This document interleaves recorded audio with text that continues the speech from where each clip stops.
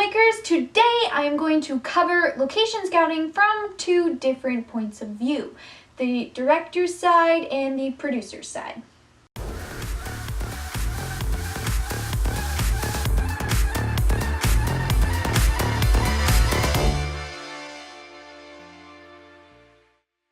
Location scouting. It can be fun.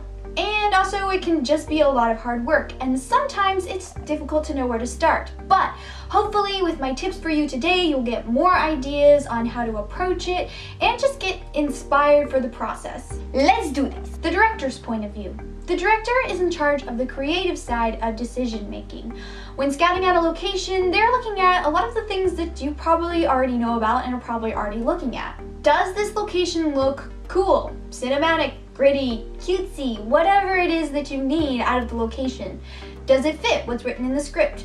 Does it add to the look of the film? Remember in one of my earlier videos we were talking about depth, and that's something to pay attention to when location scouting. Does it provide you with shots that have depth, or is there just a lot of blank walls or weird colors that you're gonna have to avoid? Is there enough room to move the camera the way that you want to? These are the questions that the director is in charge of asking. For most of our projects so far, the film is taking place in one large location, like a forest or a school. And then there's all these little scenes that take place in certain areas of that one large location. When scouting for a project like that, we tend to take the whole script as a chunk, and instead of scouting out for this scene and scouting a location for this scene, we scout out the whole property, pick out areas that look cool or cinematic or whatever it is that we're looking for, and then discuss which little areas would be best for which scenes. The director also needs to be looking at lighting. What time of day will you be shooting at? What time does the location look best? If there's any windows in your location, you need to figure out which way they face and what time the sun will be shining through them. Are you going to be able to use natural light? What does the indoor lighting look like? Are you going to need to bring in additional lights? Now, when scouting and choosing your locations, you're still in the molding and shaping part of the filmmaking process. You need to give yourself room to shift things and change things in the script to fit with the locations better. Really work on integrating the story and the locations together. For instance, you can change where certain scenes are set if you find a location that's not what the script said, but it's really cool and it still fits with the story. So to sum up the director's mindset, it's all about what is this going to look like in the finished film.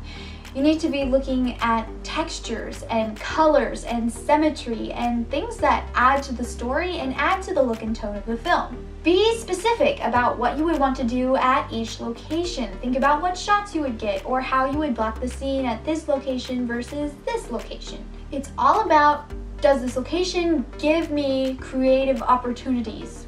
Or is it just okay? The producer's point of view. While the director is looking at how the location will look and feel in the finished film, the producer is looking at what will it be like on the actual shoot date and what is it going to take to get your cast, your crew, and everything that they need to this location. Judging this stuff is just a matter of thinking through what is going to happen, but being very detailed about it. Is there enough parking? Is there enough space for the size of crew that you have? What is the crew going to have to bring in to dress the location? Are there bathrooms nearby? Where are the cast and crew going to eat? Is there a place for everyone to sit down? Is there electricity nearby? How much camera gear, lights, and other equipment are we going to need to bring in? Is there a place to set all of that up? What do we do if it rains? And of course, is it safe? For an indoor location, there are two main concerns. Is there enough space for the cast, the crew, and all of their gear and stuff? And how much are we going to have to change it? What are we going to need to bring in? What are we going to need to take down? And what are the owners okay with us doing? For outdoor locations, the big concerns are, what if the weather doesn't cooperate? How much electricity are we going to need? Is there power nearby? Can we survive on just bringing batteries, or do we need to bring a generator? And importantly, are there bathrooms? If you're not only shooting outdoors, but also in the middle of nowhere, there are some additional things to think about. How far are you going to have to carry all of the gear? What are you going to do if someone gets hurt way out there? And depending on the season, how are you going to get hot food and hot drinks or cold food and cold drinks out there and keep them that way the entire day? The producer's calculations about all of these different factors are simply about time and manpower.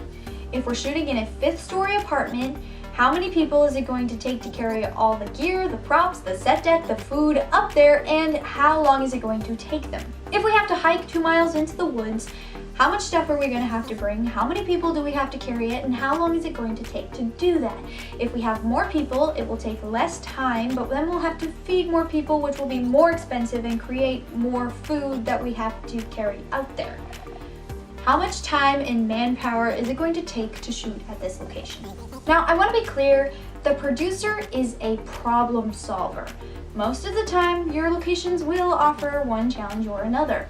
The producer's job is not to say, nope, there's no bathrooms, we can't shoot here. Well, we'd have to carry 4 carloads of stuff up that huge hill, so no. The producer's question should be, is it worth it? What is it that you want to shoot at this difficult location? Is it imperative that we shoot it here? And how important is it to the story and to the finished film? One last thing that you need to think about that I didn't really know where to put because it falls under both the director and the producer. When you're location scouting, you need to pay attention to sound. What does the area sound like? And are you going to be able to capture good audio here? There are some areas where you're just never going to get good sound, close to any type of rushing water or any vastly windy area, busy roads or crowds. But I would say don't discount a location only because you won't be able to get good on-set audio. There are ways around it, and it does depend on what you want to shoot there. Maybe don't plan a 5-page dialogue scene next to a waterfall, but the important thing is to have a plan in place, and for that, you need to know what the sound on the location is like and what you're going to do if it's not great. Now that we've gone over the general mindset of location scouting, I wanted to leave you guys with a few practical tips. So here are 3 things that you need to have for a successful location scout. Number 1, a plan. It's all well and good to just drive around and hope that you're going to stumble across the perfect area. Sometimes that's what it takes when you're stumped on a particular location. But when starting out the process, it's best to have a plan in place. Take your script and make a list of all the locations that you're going to need to find. Start brainstorming places that you already know of and know that you'll probably be able to shoot there. Now that you've started your list with places that you know, it's time to dive into research to start filling the blanks. Hit up your friends and your family and let them know what you're looking for to see if they have any ideas for where you could look, or if they know someone who would have ideas for where you could look. You can always use Google to search for areas. You can just start typing movie locations in your area. And if you're looking for an outdoor location, you can actually use Google Maps to do a visual search. Pull all of the different locations that you want to visit into a travel plan and you're ready to go. Number 2, a camera. Take pictures of the locations. Take lots of pictures of the locations. Take more pictures than you think you will need. Take video.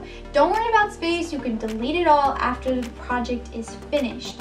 But if you're looking for a grassy field or a forest clearing and you visit 10 different forests and fields, you will be grateful that you have all those pictures so you can go back and remember what each one looked like. Before you go out on the location scout, remember to make sure that your camera is in good working order. Make sure you have enough space and enough batteries, and that you're bringing a card and extra batteries so that it'll last the whole day long. And lastly, number 3, business cards. Okay, so they don't have to be official, professional business cards. You can get some pretty good ones for dirt cheap though, just saying. But the point here is to have something that you can give to people that makes it easy for them to contact you. For most locations, you're going to have to talk to whoever owns it, and when you do, you really want an easy way to give them your contact information, and the business card is the best way to do that. Business cards also make you look more professional and like you know what you're doing, which helps build trust with people that you're not just going to trash their property. On that note, when talking to the owners of a location, you really have to be open about what you want to do on their property and get full understanding for what their boundaries are.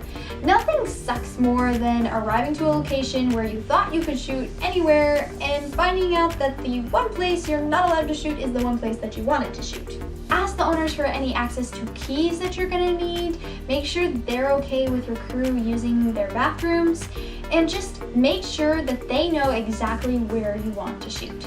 Location scouting can be a lot of hard work, planning and thinking and rethinking everything, but if you realize that it's a big part of the pre-production process and not just this little thing that you need to figure out sometime, that gives you permission to go full steam ahead at it, to put a lot of time and effort into it, and that will really pay off in the finished film.